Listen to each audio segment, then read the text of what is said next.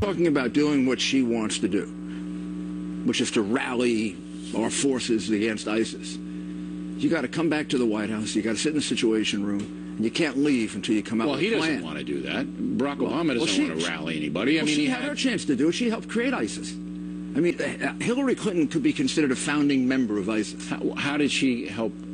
Because we have a guy, an expert coming on about ISIS. How did she help ISIS? By being part of an administration that withdrew from Iraq. Okay, where the fuck can I go to Fox News and get a fucking boat bus ticket to fucking punch this dumb fuck in the fucking face right now?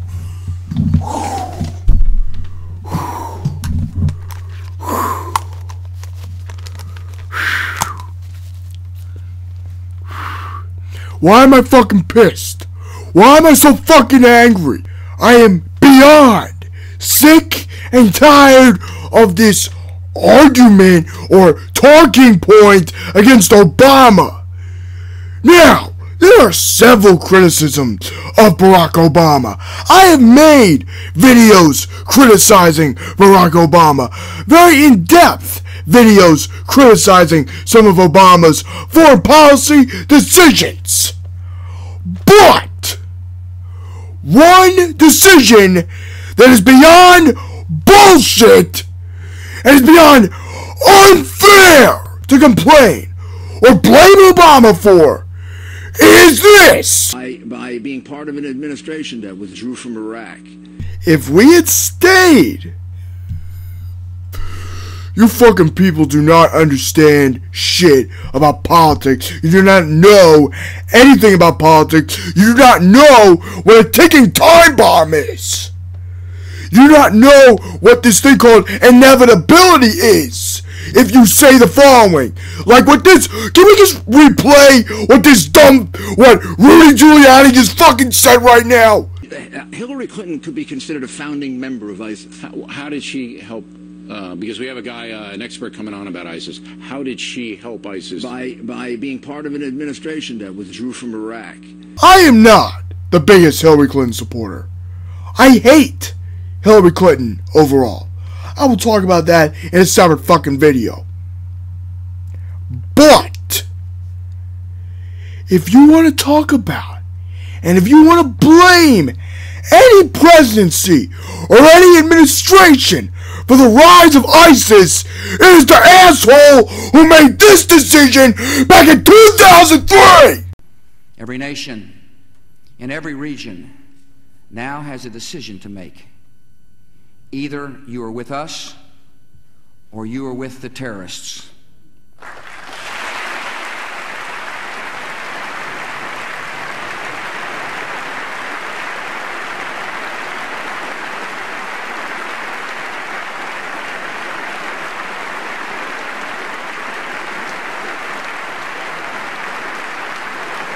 My fellow citizens, at this hour, American and coalition forces are in the early stages of military operations to disarm Iraq, to free its people, and to defend the world from grave danger. Stupid! You're so stupid! And you want to commend people who tried to stop that decision, you can look toward this great man back in the 2000s who has 5 simple questions. Let's play those 5 simple questions. Mr. Speaker, in the brief time I have, let me give you 5 reasons why I'm opposed to giving the President a blank check to launch a unilateral invasion and occupation of Iraq, and why I will vote against this resolution. 1, I have not heard any estimates of how many young American men and women might die in such a war or how many tens of thousands of women and children in Iraq might also be killed. As a caring nation, we should do everything we can to prevent the horrible suffering that a war will cause. War must be the last recourse in international relations, not the first.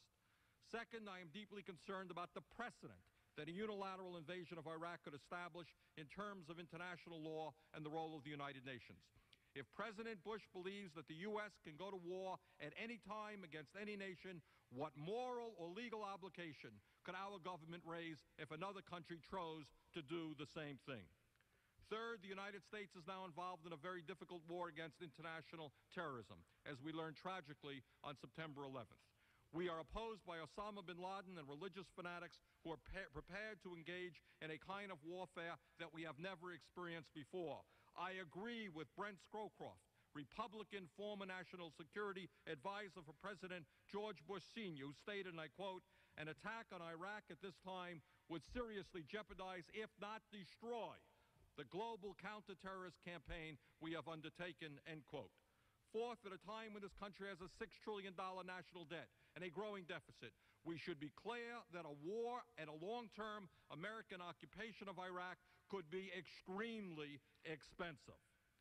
Fifth, I am concerned about the problems of so-called unintended consequences. Who will govern Iraq when Saddam Hussein is removed? And what role will the U.S. play in an ensuing civil war that could develop in that country?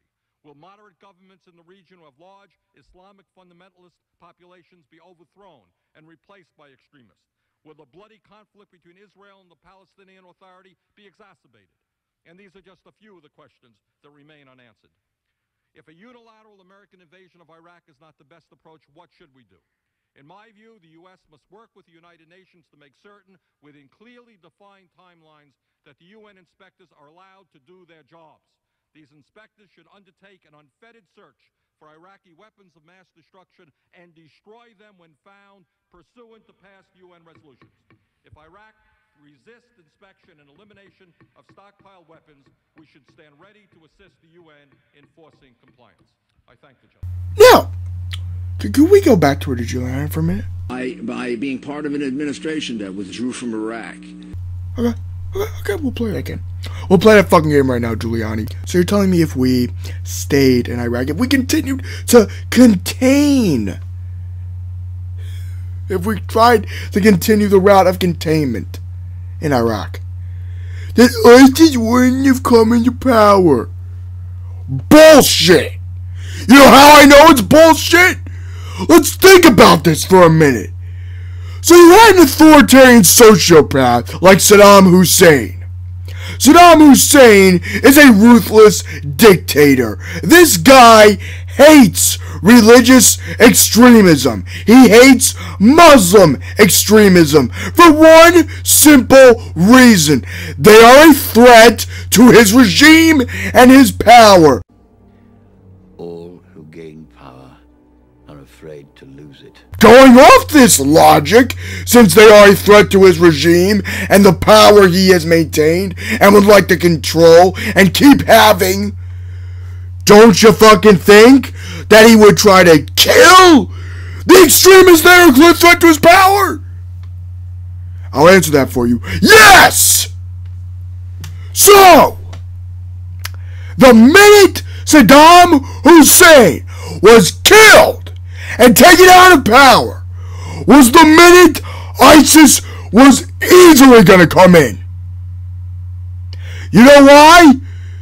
Because they didn't have that roadblock anymore. They didn't have the psychopath, paranoid fuck afraid of losing his power.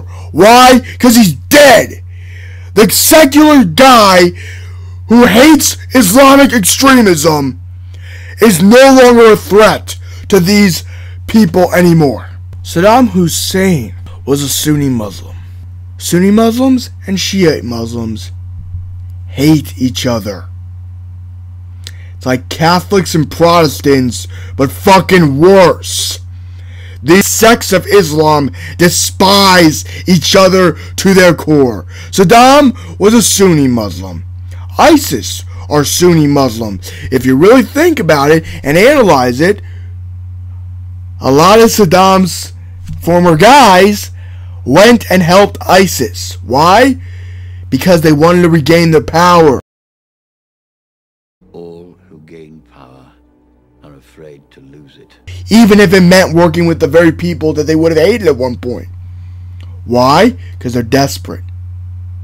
You take a powerful psychotic regime out of power, another will take its place. Bush's administration and his idiotic decision to kill Saddam led to ISIS having a clear rise to power. So don't bitch and claim, oh, it's Obama's fault.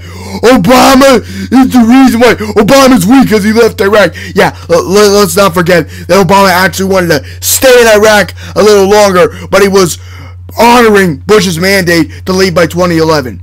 You seem to forget that little part, that it wasn't really Obama's fault. So if you're going to bitch about Obama wanting to leave Iraq, blame Bush. Because that was Bush's fucking idea. You're going to blame ISIS's rise to power? Blame fucking Bush then. Oh God, who took down Saddam in the first place? It's called logic. It's called using your fucking brain for a minute. It's called critically thinking and analyzing and looking more in depth to an issue. That's what it is called. When you really analyze and look back at the first step. Saddam getting taken out was the first domino. That was the first step to ISIS's rise to power. So for us to be surprised that ISIS is doing all this shit that it's doing is completely baffling. Because it just shows the mentality we had after 9/11. We were afraid and we were stupid. Fear plus stupidity equals more chaos, more violence in a region. And you want to know the perfect example of that? It is ISIS. You see what fear and paranoia does? This shit. So instead of letting the fear and paranoia control us, if another horrible terrorist attack happens here, let's think about it rationally. Let's not attack another secular nation. Let's not take out the lesser of two evils. Look, there are more evils than people like Assad. There are more evils than people like Saddam Hussein. They're both evil fucking assholes. And should they be killed? Yes. They deserve to die for what they have done. But you have to be a fucking realist for a minute. Let's refer back to what Bernie Sanders said. Fifth, I am concerned about the problems of so-called unintended consequences. Who will govern Iraq when Saddam Hussein is removed? And what role will the U.S. play in an ensuing civil war that could develop in that country? Yeah. And you know what? He was fucking right.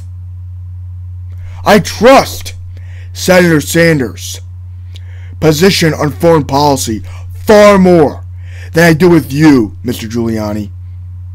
You're a fucking piece of shit.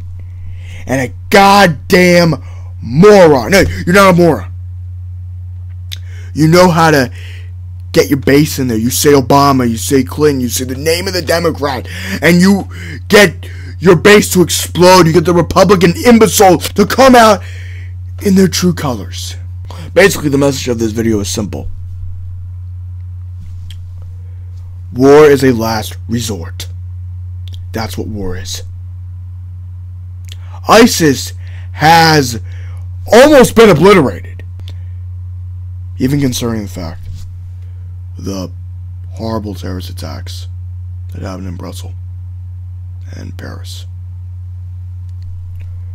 I'm gonna try to not cry because it's fucking evil. And if we follow what Trump is suggesting, we follow what Clinton is suggesting, ISIS will go, no.